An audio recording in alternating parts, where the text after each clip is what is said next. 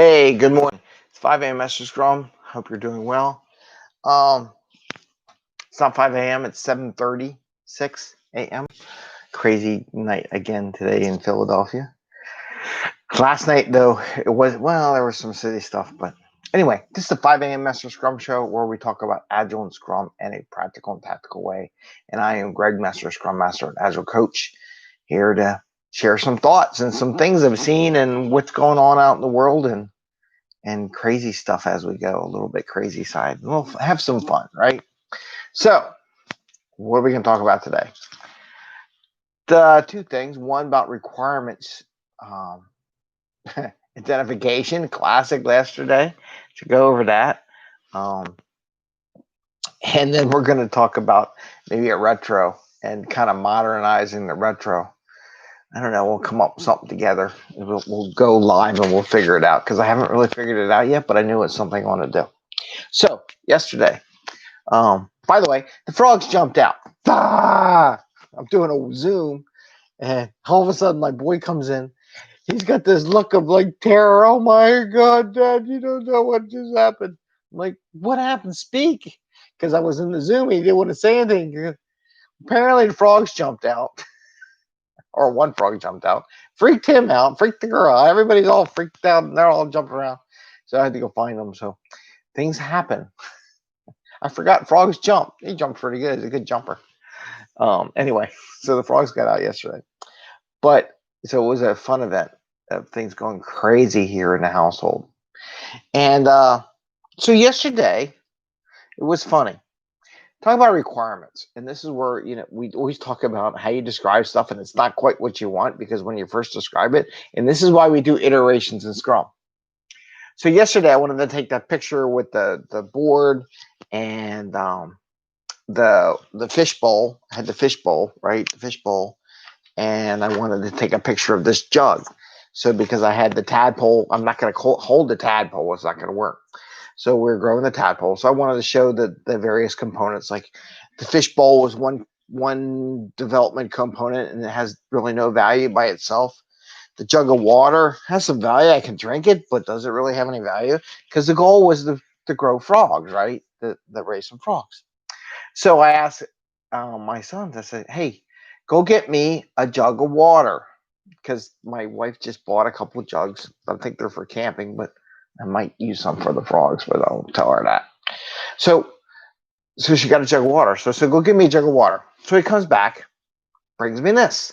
It's got water in it. It's a water bottle. It's a bottle of water. That was interpretation of the requirement, right? So that's the funny part. That was the interpretation. So he interpreted the water bottle as this. And I go, no. No, the big jug. I said, the big jug. So what does he get me? A jug of bleach. I'm like, that is not a water jug. And then later on, he finally comes and brings me the water bottle. So it was, well, I was laughing about it. It was so classic. This is why we do Scrum, why we do Agile. It was a classic example where the first iteration, they give you this, and this is not what the product owner envisioned. Then they go off in some weird direction and go give you something like this and said, this is definitely not. It's closer. It's a jug. It's not water. This was a water bottle. Yes, it was a water bottle. I had water and it was a bottle, but it wasn't one. This is a jug, yes. But then it took 3 iterations to get to this one. So what I just wanted to share to you happens everywhere.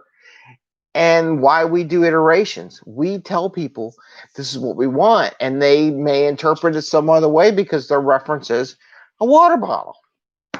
Okay. So this is why we do iterations. This is why we keep the sprint small, because it's a rapid progression in positivity into where we're hopefully closer to get we're going. So I think the bleach bottle kind of blew my mind. We got a jug. It was a bleach bottle. I was laughing. So anyway, so I wanted to share that with you as a classic example of how you describe something and something else comes out. But you have to go, okay, we're in the ballpark, maybe not totally. And how do you get there? So I wanted to share that with you as a classic example why we do iterations and we work our way there. So now the other thing I wanted to talk about was retrospective. And I was doing a coaching session, and we were talking about the classic. I'm gonna do the sailboat on this one, on the little one, my little whiteboard, whiteboard. So, the classic sailboat retro. I don't know what that is. Looks like Russian. Okay, so classic sailboat whiteboard, right? So I do my boat. I got some water. Got a sailboat. There's some rocks over here. And I can do this every time very quickly. And this is an anchor. Right? And I draw my little octopus. I always know what mine is because mine has a little octopus. No one else has a little octopus.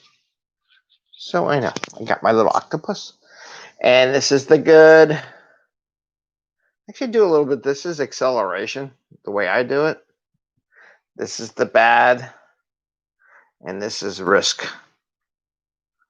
And so the top left-hand corner is good. The top right-hand corner is how do you excel a team. The bottom left-hand corner is bad, where the octopus and the anchor is. It slows the team down.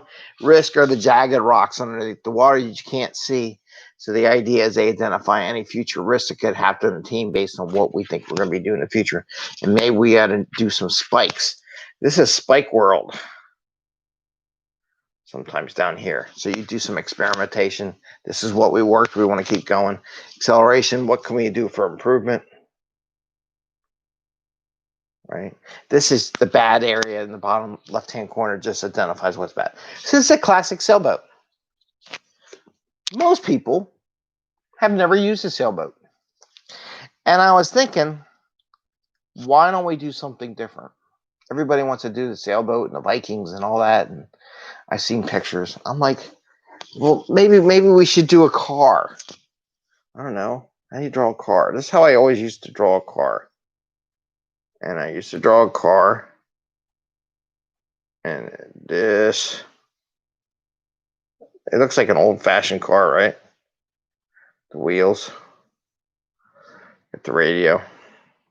Big engine. A little exhaust pipe. Okay. So we got a car going this way. Going forward. Maybe we do a retrospective with the car. Right? And this is... So maybe we change it around. We could do the same shape if you wanted to. The risk out here. And maybe there's a speed bump. Where the speed bump's going to run over the speed bumps. So I drew a car. I got a big... This is a big one. Big car. I got to learn how to draw left-handed. But that ain't going to happen soon. So maybe we'll just kind of move this over a little bit here. So... The risk of the bumps. Maybe there's a pothole. You know, draw a pothole. How do we do acceleration? Make us go quicker. I don't know. Maybe we put like big engine in here. Big scoop. I don't know. What would make a car go faster? Do we put a sail on it? I don't know. You know, you can do anything. So maybe this is the good. Good in the far left, the acceleration, right? Or maybe we change it around a little bit, right? I don't know. It's got the engine in it. Maybe beef up the engine. How do we beef up the engine? Fine tune engine. But many people might not know how to do an engine. And this is what drags us back. Maybe we have a flat tire. Flat tire. That's a good one, right? Maybe we have who knows what else. The good part was maybe this is a rollback, and there's some happy people here in the back. Yay! It's nice. You know, I don't know. Maybe this is the bad. That the bad is the flat tire. We have a flat tire. What's slowing us down? I don't know. Change it up. Make it more modern. Does that look like something? Little flag, little thing. what was good, the acceleration upper front, risk in the front with potholes and bumps, speed bumps, the bad, maybe a flat tire, maybe. If you're really bad, maybe you got a gas pump thing that you broke off and it's dragging you along. I don't know, running out of gas, leaky fuel. Who knows? You can do that. That would be something different, doing a car. Anyway, I was just suggesting maybe you should try something different vehicles. You know, you could do a motorcycle. Like if you did a motorcycle, let's say we did a motorcycle, you could do the same thing here. Instead of a car, you could probably do a motorcycle or a bike, because a lot of people do bikes now. How's a bike look? This way, right? I don't know. A little seat, a little chain, a little person sitting on it. Yay! Like that. Maybe a little bike. Put some little spokes. Right? And you could do the same thing. You could do a bicycle or a car or something. Something besides a boat. I think the boat is old.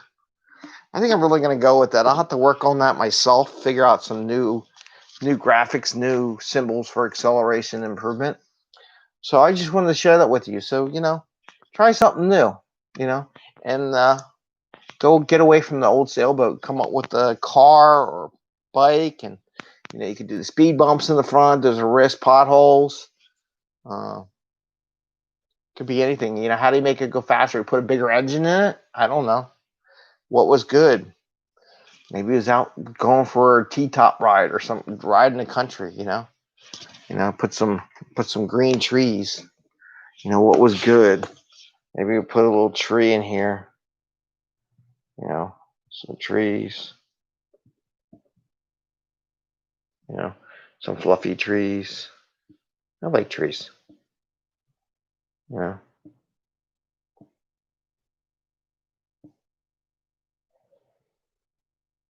I don't know. Maybe some trees. Something good. Little animals. Frogs. Put my little frog. Hey, the frog.